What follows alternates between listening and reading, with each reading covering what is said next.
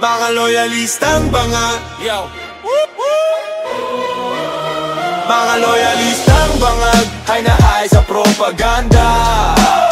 Mga loyalistang bangag may sariling mundo kasama bangag nilang presidente. Sila'y mga nakapula parang uniform sa eskwela. Sinasamba ang pamilyang bangag na parang telenovela. Mayaman daw sila sa talino pero naniniwala sa fake gold na kwento. Nakahay sa propaganda, di na kailangang suminghot. Oh my Ghost Project pero si bangag wala daw alam dito. May nawawalang bilyones, ingay politika lang daw. Walang programa, hindi mo lang daw get. Sa utak nila si Junior ay best of the best.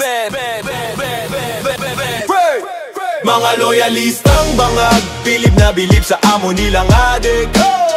Mga loyalistang bangag, may mata pero bulag sa katotohanan. Mga loyalistang bangag.